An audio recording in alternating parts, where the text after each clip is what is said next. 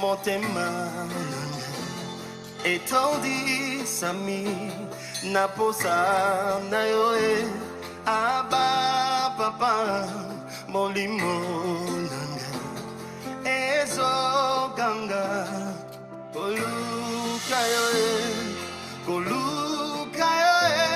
nana kotikateo kotambola na yo osamotema nanga kolanda yo nana kolembateo kungumba mela yo tina bomo idake.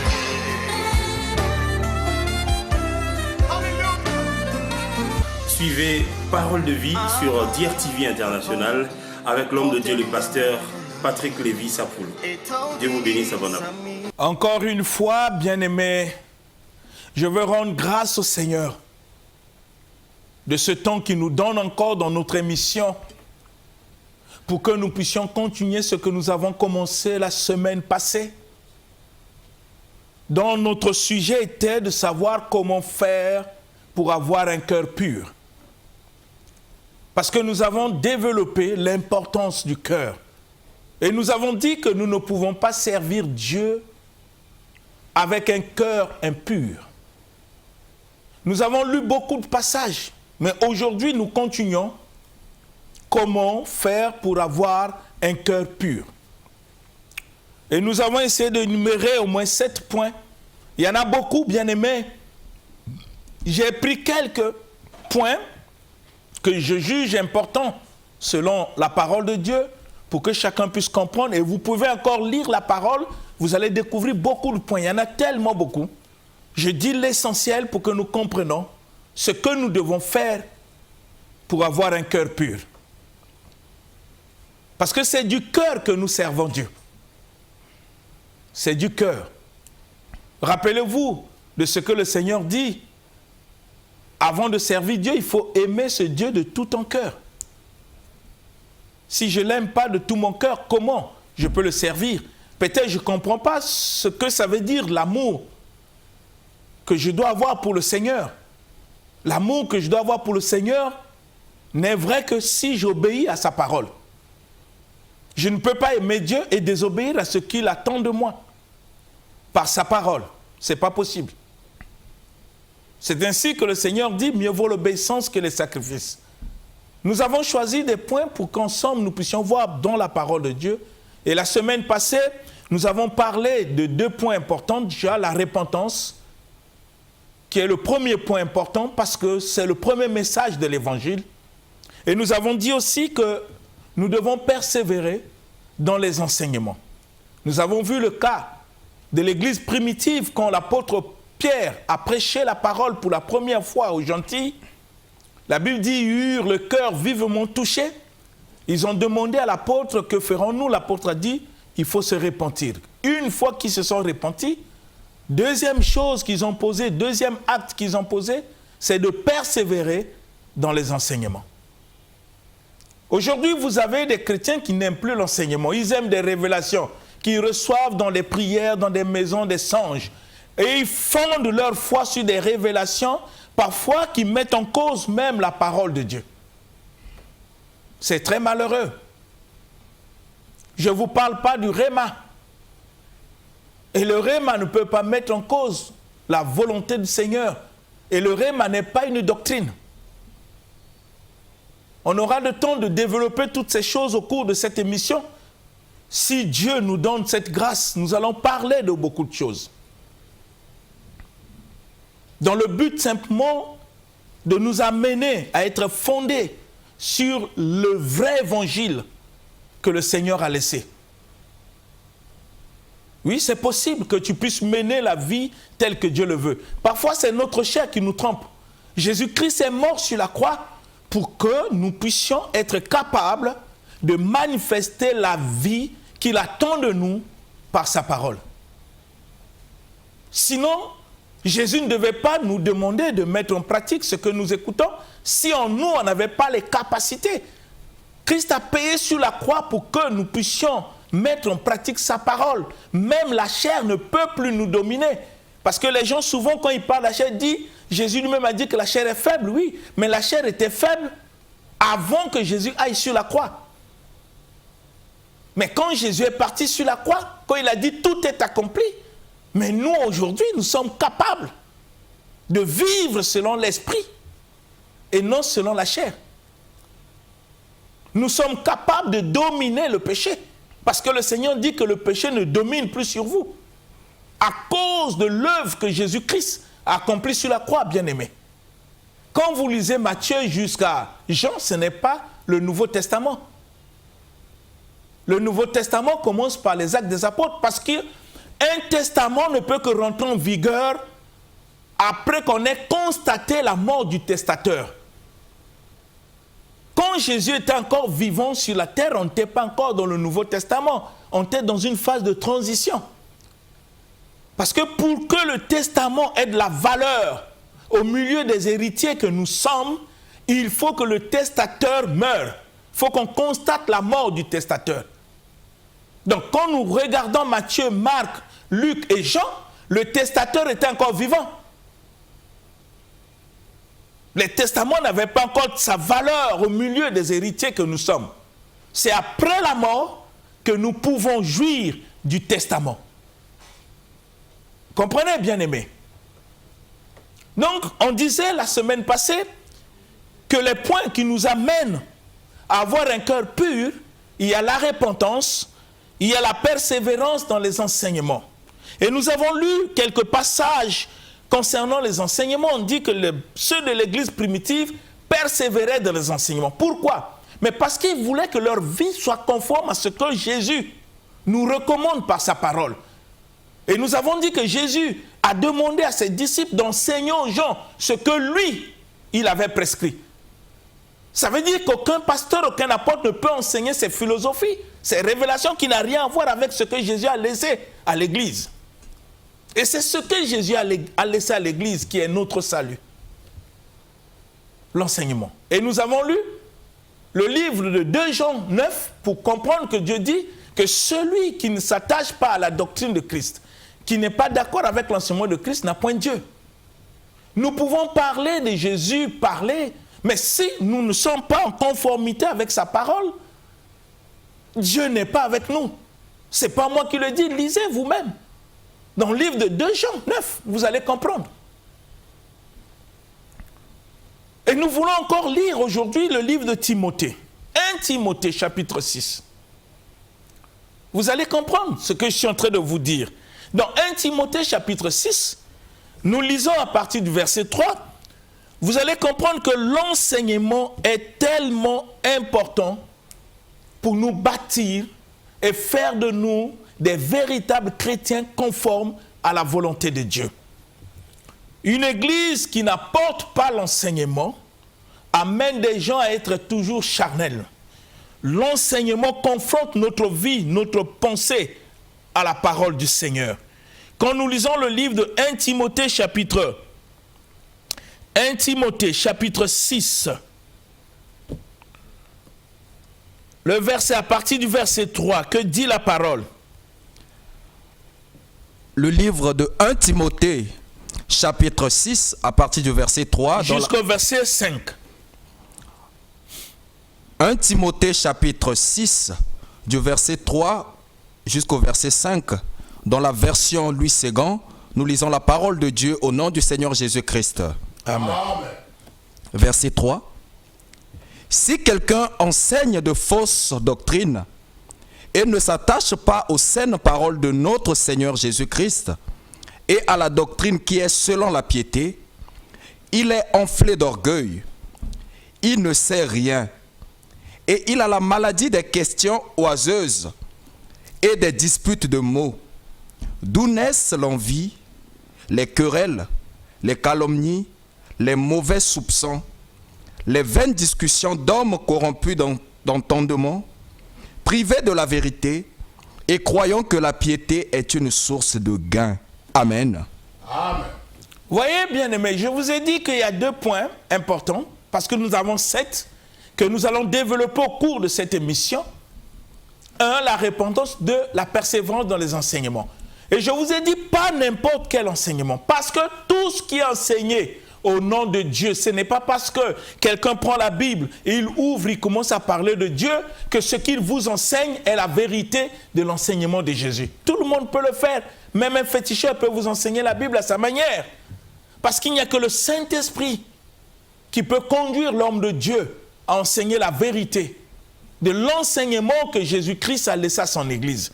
C'est ainsi que le livre de Timothée nous dit, vous comprenez comment Timothée nous enseigne. Si quelqu'un enseigne une autre doctrine, donc il y en a beaucoup les doctrines qui parlent de Dieu. Si quelqu'un enseigne une autre doctrine, s'il s'écarte des véritables paroles de notre Seigneur Jésus-Christ et de l'enseignement conformément à notre foi, que dit la Bible? Il est enflé d'orgueil, c'est un orgueilleux. Quelqu'un qui a une interprétation particulière, il pense être docteur, il ne sait ni ce qu'il enseigne, ni ce qu'il est en train de dire. La Bible est claire là. Il y en a plusieurs doctrines qui parlent de Dieu. Mais nous voulons l'enseignement que Jésus a laissé à son Église. C'est ainsi que le livre de Timothée attire notre attention que tout ce qui est enseigné au nom de Dieu n'est pas l'enseignement de Jésus. Je vous ai donné l'exemple de Saul de Tarse. Il a reçu l'enseignement, mais ça fait de lui métrier. Je vous ai donné l'exemple de Nicodème, auquel Jésus a confronté ses pensées pour lui montrer que ce qu'il enseigne, ce n'était pas ça ce que Dieu voulait. Bien-aimé, et le Seigneur dit que si quelqu'un enseigne une autre doctrine, il y en a beaucoup de doctrines, il y en a, et parfois ce sont ces choses qui divisent les chrétiens. On parle tous de Dieu, mais on n'a pas tous les mêmes connaissances de la parole, et ça crée des divisions, ça crée des confusions en réalité. Si vraiment tous on demeurait dans la vérité de l'évangile, il n'y aura pas de confusion. Parce que ce que je vous enseigne, je me limite à un niveau, et Dieu peut donner la profondeur à un autre pasteur, et quand il prêche, vous constaterez qu'il n'y a pas de contradiction, mais on se complète pour l'édification du peuple de Dieu. Mais malheureusement, ce n'est pas ce qui se passe aujourd'hui. Il y a tellement de contradictions totales entre ceux qui se réclament de Jésus-Christ. Mais parce qu'il y a eu introduction des fausses doctrines, des enseignements qui ne sont pas conformes à ce que le Seigneur a laissé à son Église. Mais comment avec de tels enseignements, on peut avoir des cœurs purs? Bien-aimé, Jésus est clair, si quelqu'un enseigne une autre doctrine, s'il s'écarte des véritables paroles de notre Seigneur Jésus-Christ et de l'enseignement conforme à notre foi, Dieu dit, il est enflé d'orgueil. Ce n'est pas moi qui le dis, c'est le Seigneur. Et vous savez que le péché de l'orgueil, Dieu résiste aux orgueilleux. Rappelez-vous de cela.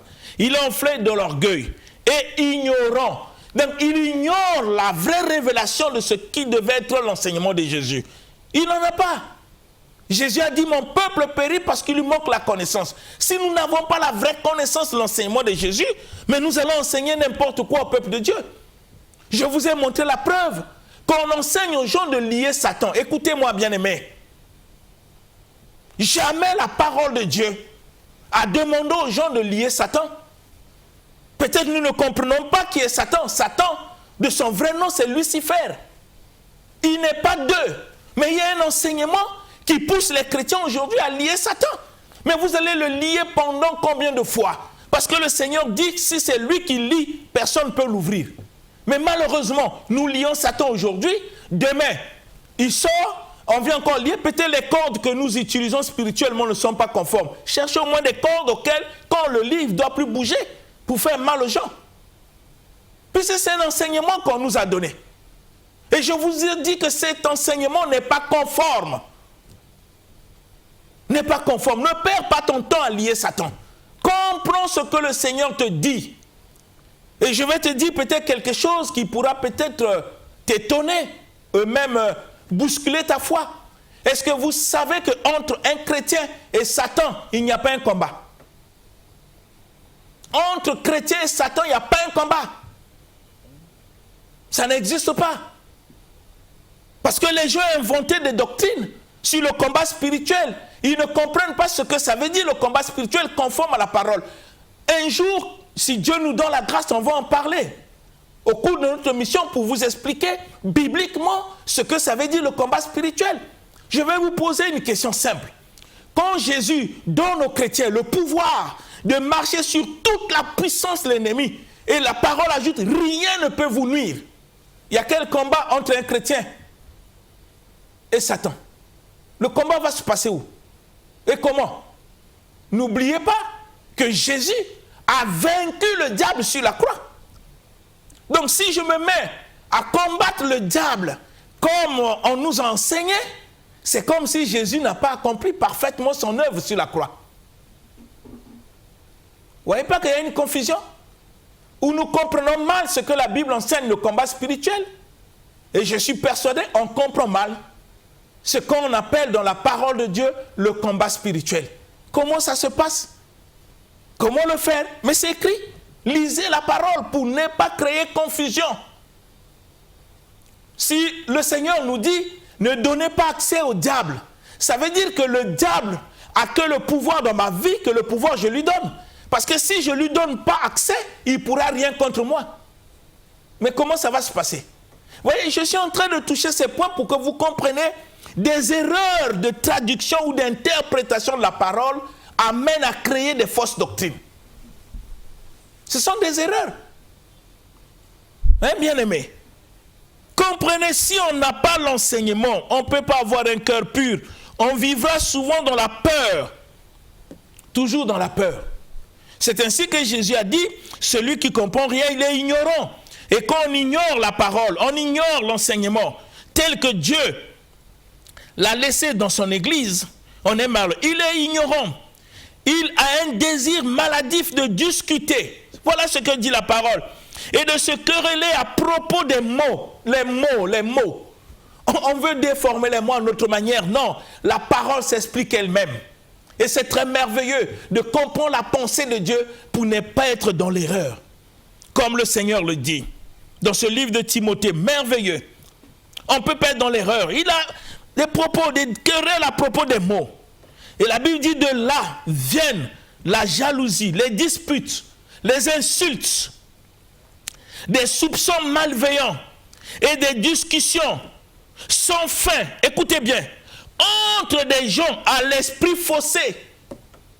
Ce n'est pas moi qui le dis, c'est la parole. À l'esprit faussé.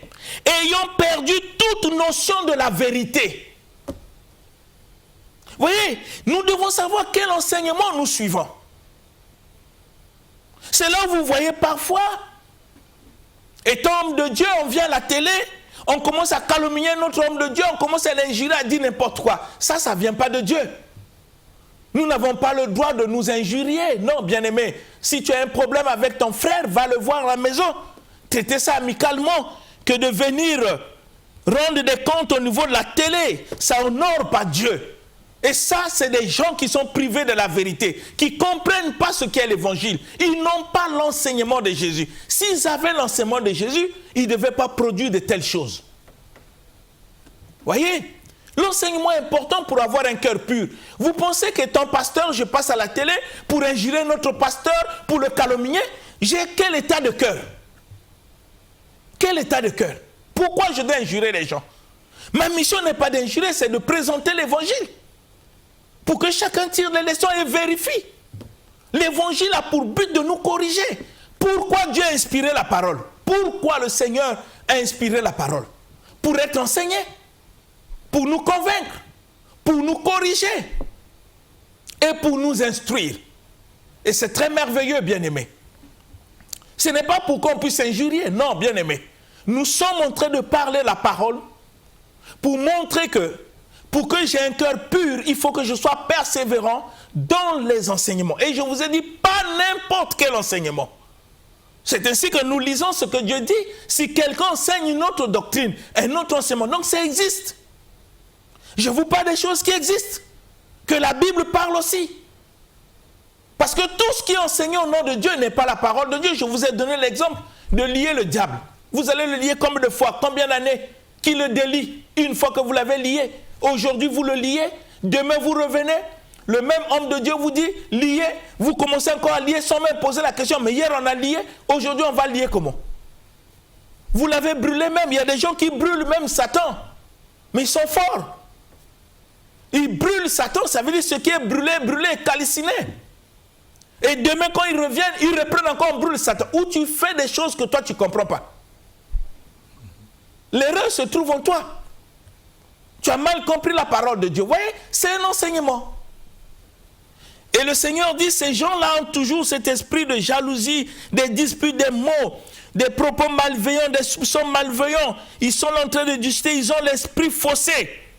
Ayant perdu toute notion de la vérité. C'est écrit dans la parole. Quand on perd toute la notion de la vérité, on commence à enseigner n'importe quoi, bien-aimé. Et ça n'arrange pas les chrétiens. Ça ne nous transforme pas. Parce que l'évangile a pour mission de faire que nous puissions manifester la vie de Dieu par notre comportement, par notre langage, par notre manière de vivre. Pour que les membres de nos familles, qui sont des premiers témoins parce qu'ils nous ont vus grandir, qui puissent témoigner du changement qui s'opère dans notre vie par l'évangile pur, tel que Dieu l'a laissé à son Église. L'évangile est là pour transformer. Vous avez compris pourquoi Saul de Tarse, quand il a rencontré l'évangile, toute sa vie était changée. Il a renoncé aux œuvres de la chair. C'est l'évangile, l'enseignement de Jésus qui produit de telles choses dans le cœur des hommes. Ça les pousse à prendre des décisions, à ne plus être les mêmes personnes, à devenir des nouvelles créatures, comme le dit l'évangile. Mais il faut rencontrer l'évangile, il faut rencontrer l'enseignement tel que Jésus l'a dit. Et la parole continue. Comme ils ont l'esprit faussé, ayant perdu toute notion de la vérité, écoutez bien, ils pensent, voyez un peu, ils pensent que la foi en Dieu est un moyen de s'enrichir. Comment? Comment vous pouvez penser que la foi en Dieu, c'est un moyen de devenir riche? Non, bien-aimé. Comment on peut penser comme ça? C'est la parole de Dieu. Ils pensent que la foi en Dieu, c'est un moyen de gain, de gagner de l'argent. Non, c'est l'erreur. Tu veux gagner de l'argent, travaille. Tu veux gagner de l'argent, vends quelque chose, l'argent viendra. Mais ne fais pas de l'évangile un moyen de gagner l'argent. L'évangile est donné pour sauver des vies. Pour sauver des vies. Amener les hommes à la repentance. Comme la parole le dit, quelle est la volonté de Dieu? Que tous les hommes parviennent à la connaissance de la vérité pour être sauvés. Quelle est la volonté de Dieu? Il ne veut pas que les hommes puissent se perdre et que tous parviennent à la repentance. Lisez bien la parole. La foi en Dieu n'est pas un moyen de s'enrichir. On ne peut pas s'improviser pour servir Dieu dans le but simplement de chercher l'argent. Non. Ça, c'est l'état des personnes qui ont un cœur impur. L'évangile ne fait pas ça. Et nous avons lu ce passage pour que vous compreniez. Il y a des enseignements qui n'ont rien à voir avec ce que Jésus a laissé. Le livre de Galates, chapitre 1. Nous allons lire aussi ce livre pour que vous compreniez. Je suis en train de prendre quelques passages que vous réalisez. Nous devons faire très attention des enseignements que nous recevons. Ça peut nous amener loin de Dieu. Pensons faire ce qui est juste, mais ce n'est pas conforme à la volonté de Dieu. Vous comprenez pourquoi les Béréens, les gens de l'église de Bérée, malgré le renommé de Paul, connu, quand il enseigne, il vérifie toujours les Écritures pour voir si ce qu'on leur enseigne est conforme à ce que Jésus a laissé. Mais aujourd'hui, les chrétiens n'ont pas ce courage de vérifier les Écritures. Ils croient tout, ils avalent tout. Ce n'est pas possible, bien-aimés. Mais vous risquez de croire ce qui n'est pas vrai. La preuve, c'est que tu te mets tout le temps à lier Satan. Tu le lis pourquoi? Qui t'a enseigné de lier Satan? Qui? Essaye de penser. Tu le lis pourquoi? Tu lis Satan pourquoi? Pour quelle cause? Si tu le lis aujourd'hui, demain tu vas lier qui? Donc vous voyez, il faut faire très attention. Nous lisons le livre de Galates. Chapitre 1. Vous allez comprendre quelque chose. Le verset 6. Que dit la parole de Dieu? Versets 6 à 7. Nous allons seulement lire le verset 6 à 7. Qu'est-ce qui est écrit? Galates chapitre 1, du verset 6 au verset 7, nous lisons au nom du Seigneur Jésus-Christ. Amen. Verset 6. Je m'étonne que vous vous détourniez si promptement de celui qui vous a appelé par la grâce de Christ pour passer à un autre évangile. Non pas qu'il y ait un autre évangile, mais il y a des gens qui vous troublent et qui veulent renverser l'évangile de Christ. Amen. Amen. Vous comprenez? Mais Paul aussi a eu des mêmes situations. Il veillait sur l'enseignement. Parce qu'il n'y a que l'enseignement que Jésus a laissé qui peut amener l'homme à avoir un cœur pur. Et il y a eu un problème dans l'église de Galate. Vous savez, les discussions qui étaient dans l'église de Galate, c'était entre la loi et la grâce. L'interprétation de la parole de Dieu concernant la loi et la grâce. Et l'apôtre Paul, quand il vient dans cette église, parce qu'il avait enseigné la vérité, il constate que quand il est parti en voyage, quand il est revenu, les gens ont abandonné la vérité de l'évangile pour embrasser une autre doctrine. Mais la doctrine qu'on leur enseignait, on leur parlait que de Dieu.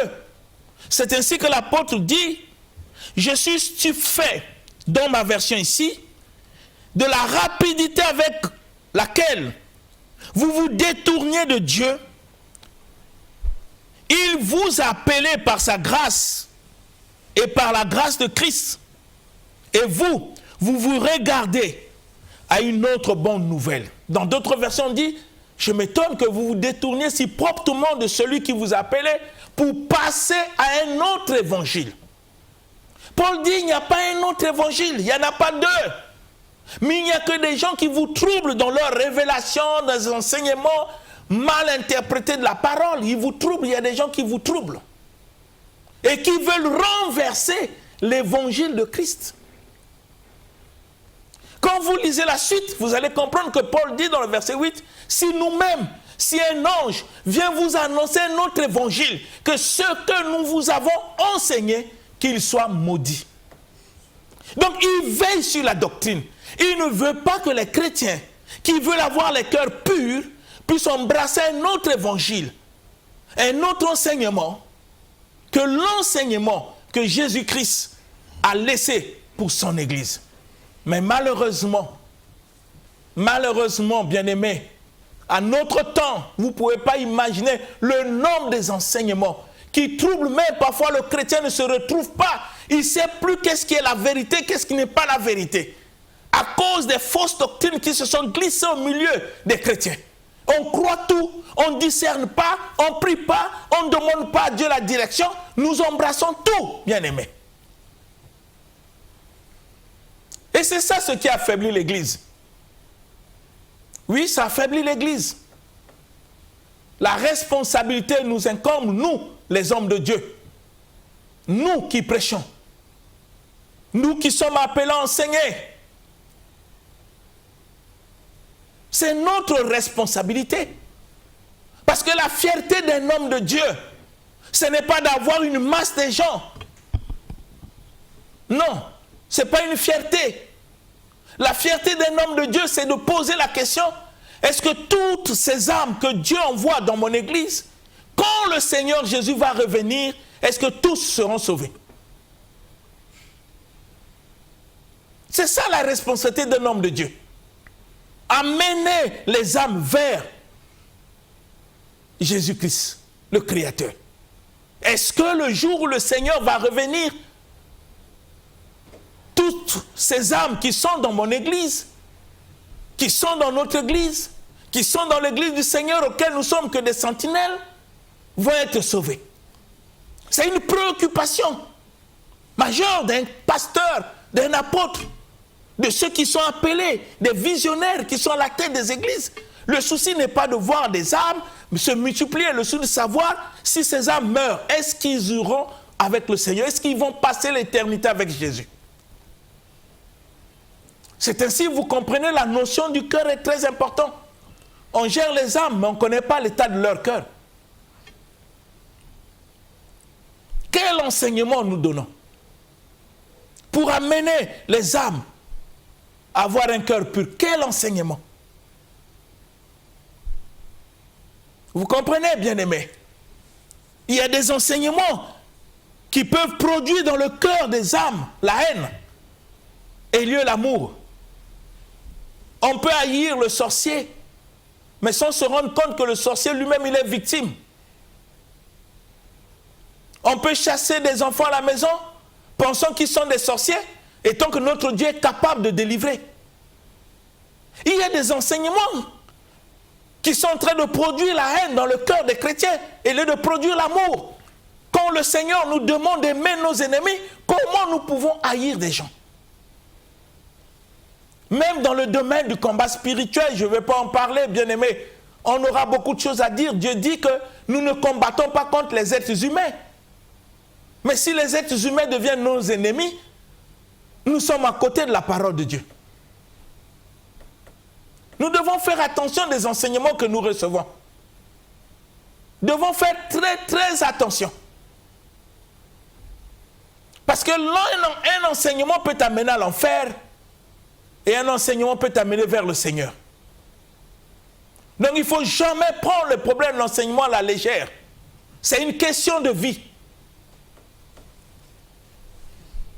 Donc je disais, pour qu'on ait un cœur pur, il y a la repentance, la persévérance dans les enseignements, pas n'importe quel enseignement tel que nous l'avons développé depuis la semaine passée jusqu'à aujourd'hui, pour que nous comprenions.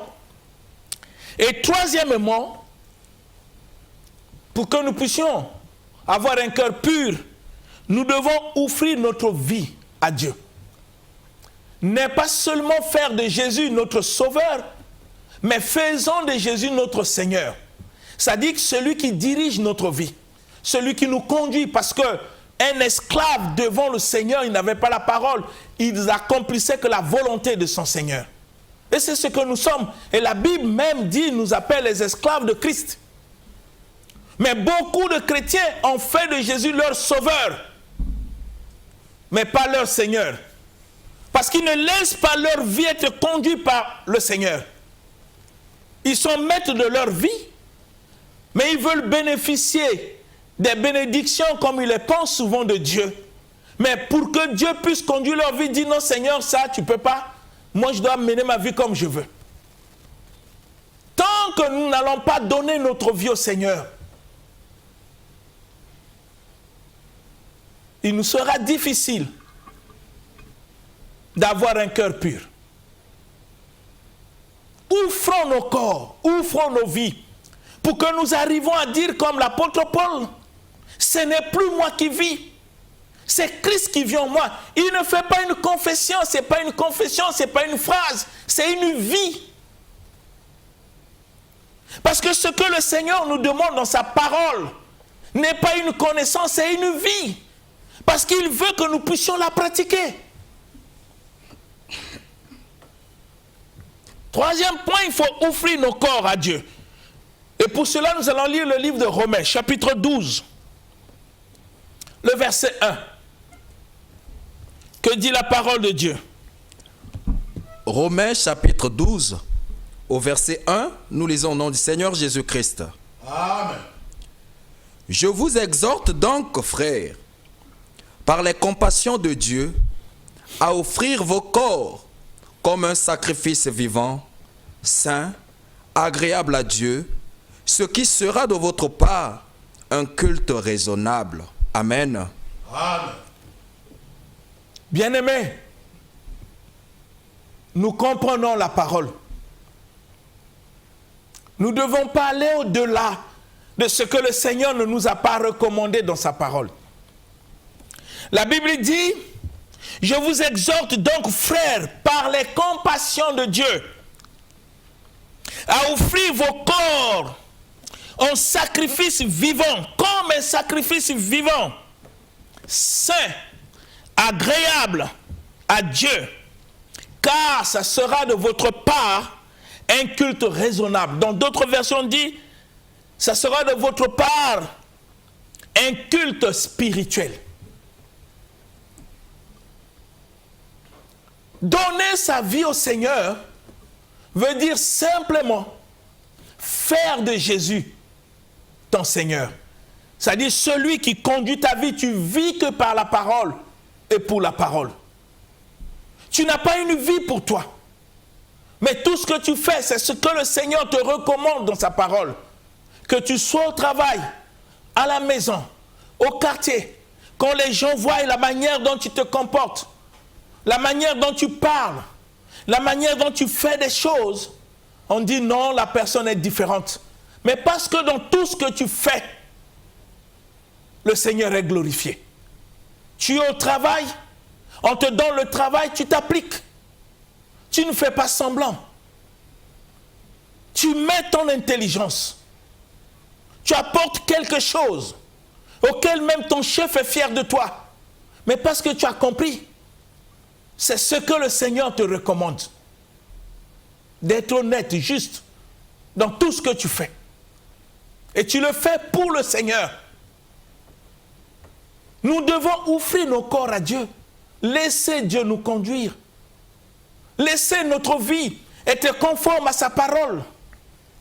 Que ceux qui nous entourent puissent voir, et lieu de confesser, mais laisser notre manière de vivre témoigner qui nous sommes dans le Seigneur. Laisser les gens croire en nous, non parce que nous leur parlons de Jésus, mais parce que notre vie témoigne de la présence de Jésus en nous. Par notre conduite, par notre comportement, par notre langage, les gens vont contempler notre Seigneur Jésus. Mais si nous n'arrivons pas à offrir nos corps, comment nous pouvons avoir le cœur pur? L'apôtre Paul disait, j'ai renoncé à tout. Tout ce qui faisait ma fierté, je les ai abandonnés. À cause de l'excellence, la connaissance du Seigneur Jésus-Christ, mon Sauveur. Pour qui j'ai renoncé à tout. J'ai remis toute ma vie entre ses mains. Pour qu'il puisse me conduire. Je ne vis plus pour le monde. Je vis pour le Seigneur. Et l'apôtre allait même loin, il dit, pour le monde je suis mort. J'ai été crucifié avec le Seigneur. Pour le monde je suis mort. Mais pour Christ je vis. Est-ce que c'est ce que nous sommes? Est-ce que c'est ce que nous faisons? Est-ce que c'est la raison qui nous amène à l'église? Est-ce que nous partons pour écouter les enseignements pour les mettre en pratique? Ou nous partons pour écouter les enseignements pour chercher la connaissance? Offrir nos corps à Dieu. C'est le troisième point. On peut parler de Jésus. On peut l'adorer. On peut le chanter. Je l'ai toujours dit même à l'église. Servir Dieu, c'est une bonne chose, c'est pas mauvais. Chanter Dieu, servir au protocole, être technicien, être prédicateur, modérateur, c'est une bonne chose.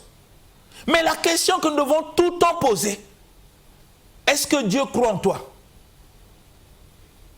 Est-ce que ce Dieu que tu prétends être ton Seigneur croit en toi? Bien-aimés, réfléchissons. Comment est ta vie? Tu vis pour qui? Pour le Seigneur?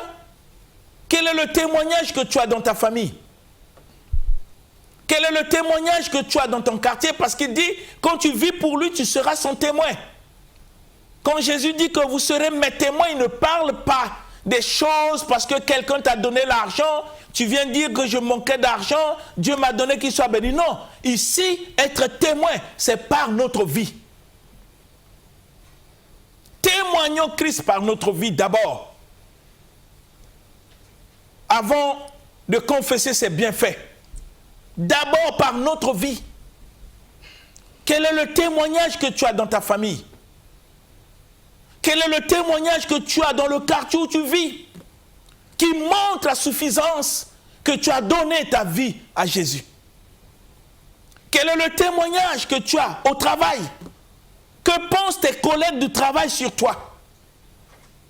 Est-ce que tu es un exemple? Est-ce que quand ils te voient, ils sont convaincus que tu as donné ta vie au Seigneur? Quel est le témoignage que tu as dans l'église où tu pries? Quand les gens te voient à l'église, est-ce qu'ils sont convaincus que tu as donné ta vie à Jésus? Quel est le témoignage que tu as à l'école? C'est tout ça que nous appelons la vie chrétienne. Ce n'est pas seulement recevoir, voyager à Paris ou aller aux États-Unis, avoir le visa, avoir une voiture. Non. Avoir le visa, avoir une voiture, ce n'est pas une bénédiction. Parce que la bénédiction, je l'ai dit, n'est pas matérielle. On va en parler. C'est donner sa vie à Jésus. Si tu veux avoir un cœur pur, apprends à donner ta vie au Seigneur. Le 4e point,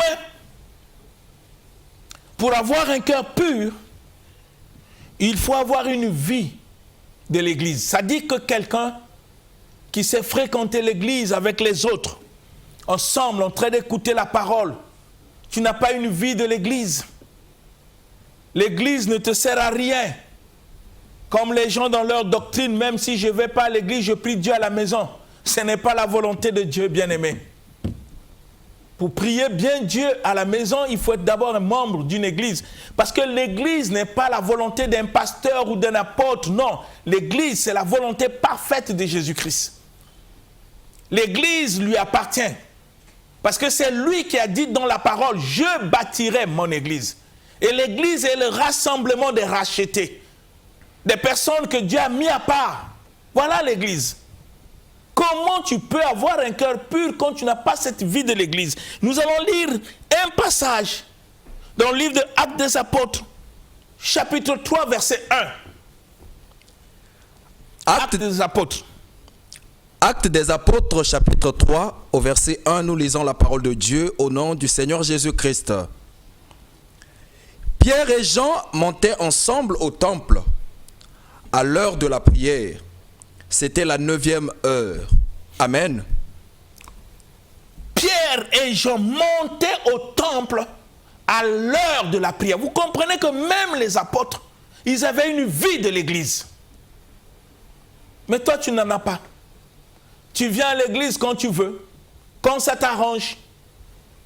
Comment tu peux avoir un cœur pur si tu n'as pas une vie d'église? Parce que ceux qui nous ont précédés dans la foi, ils avaient une vie de l'église.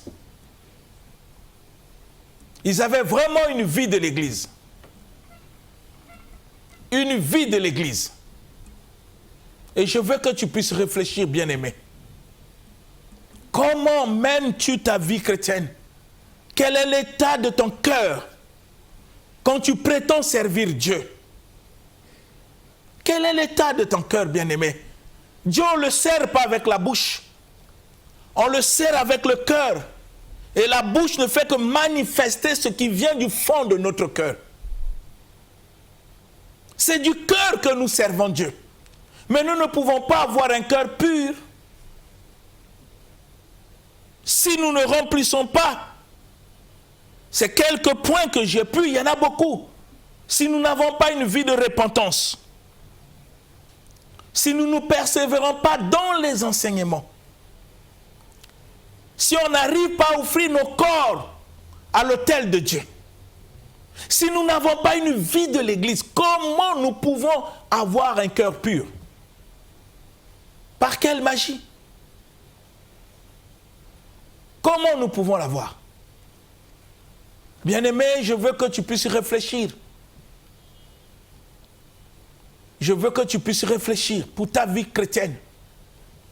Est-ce que tu veux servir Dieu avec un cœur pur? Et je veux que le Seigneur puisse te parler au fond de ton cœur par son esprit pour que tu réalises être chrétien, ce n'est pas une vie d'aventure. C'est une question de vie. Et il faut accepter ce que le Seigneur nous demande pour que nous devenions ce qu'il attend de nous. Et je veux que ça soit ainsi dans ta vie. C'est au nom de Jésus-Christ que j'ai ainsi demandé. Amen. Amen.